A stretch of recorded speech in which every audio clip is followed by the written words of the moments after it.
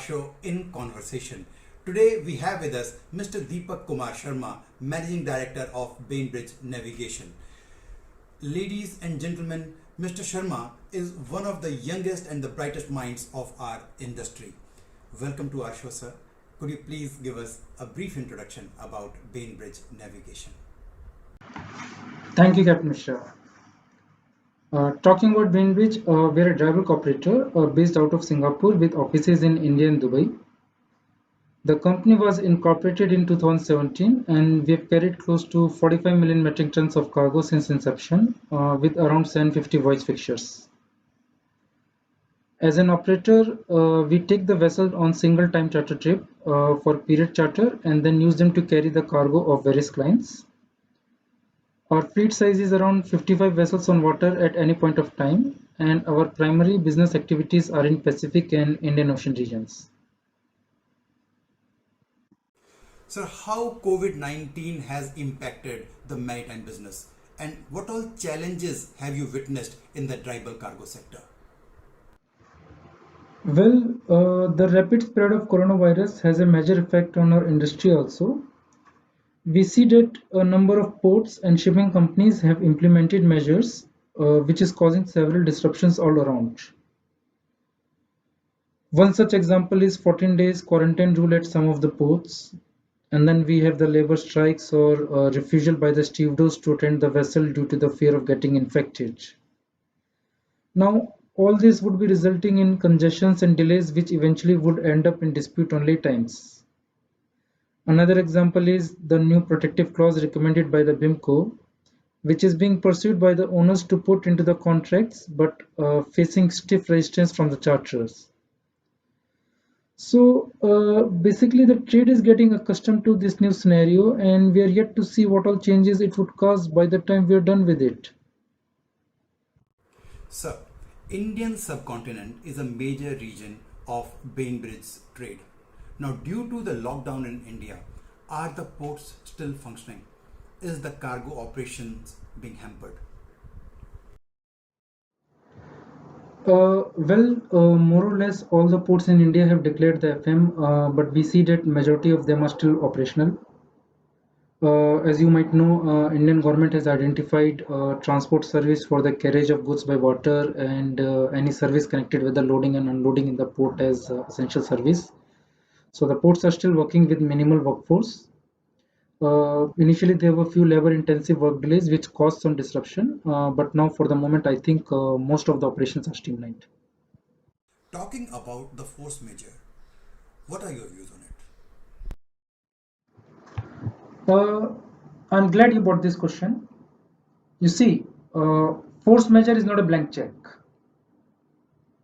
Just because a certain party down the chain has declared force majeure, it does not necessarily mean that you also would be affected by it. And I'm not saying this because I'm sitting on an operator's desk. Whether you are affected by force majeure or not, it would depend on your contractual terms. Like how have you defined the FM clause in your charter party? If at all you have FM clause in your charter party and the kind of law it is subject to. What I understand is that under English law, there is no general concept of force majeure. And for any such event, the right and remedies of the affected party are fully determined by the FM clause, which is there in the CP. Further, the affected party also would need to show that they tried all the reasonable measures under its control to try and mitigate the losses. Maybe let's say if they could have diverted the vessel to a different port which was working, or maybe by paying the priority charges where applicable for the early berthing. So, while we appreciate the position of all the parties in the chain, it would be interesting to see that eventually who would be bearing the losses to this port waiting charges during the lockdown. Have you seen any cargo contracts being frustrated due to COVID-19? And how do you foresee the future movements of the dry bulk cargoes? Here, I'll talk about dry bulk only. Yes, we have heard of a few seldom contracts being either cancelled or not performed. Some of the future dated shipments have been mutually delayed. But by and large, the shipments and the trade is happening. There was a moment of uncertainty for a short while, but now since everyone has accepted the present circumstances as a reality, which is going to be there for a long time, we're trying to work around on how to manage and execute our future business. So I don't think shipments are going to be ceased.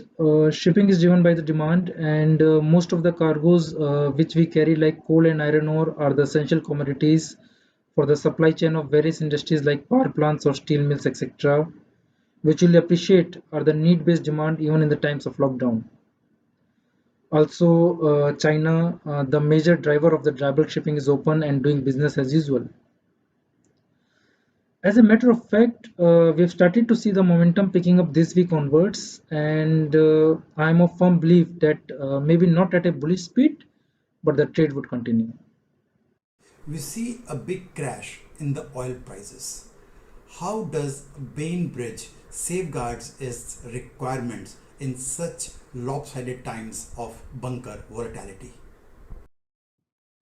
Well, bunker is one of the major component in our freight costing, and at the same time, it is the most volatile too.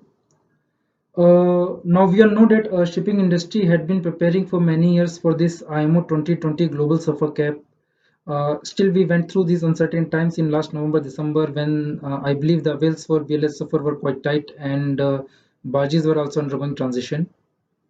And then thereafter, we witnessed the premiums for the first month of 2020 to the present chaos in the oil market, which is due to this corona thing, along with the lows of demands and increasing inventories. So at Bainbridge, we are majorly a spot player, so that the impact of the bunker volatility doesn't affect us as such. As a company policy, we book the bunkers the same day we book the cargo in order to hedge ourselves against any fluctuations in the market. This might sound a conservative approach, but as per our experience, this is the best way out in the long run, along with the paper hedging. So until we see a very strong sentiment or a reason to hold, or we are very optimistic about the falling trend, we always prefer closing close to our book's price, and that is how we sustain. Lastly, what is Bainbridge's strategy to deal with such difficult times? Bainbridge strategy from day one is that we have not tried to be too adventurous and went too long on either cargoes or tonnages. Yes, we might have missed a few good opportunities, but at the same time, we have managed to stay away from major shakeups too, fortunately, which were more in numbers than the opportunities missed. So right now we are going with the flow, with no major long-term calls and taking each challenge and each day as it comes. The most important thing which we need to ensure is to be covered by sufficient protective clauses in our contracts, and at the same time gauge the risk in terms of our counterparty and the trade which we are performing. Every crisis tests the limits of resilience, and it is important for us to stick to our core values and beliefs to sail through these present challenging times. So thank you very much. It was pleasure having you in our show. We wish you very good luck in these challenging times. Many thanks, Captain Mishra. It's a pleasure.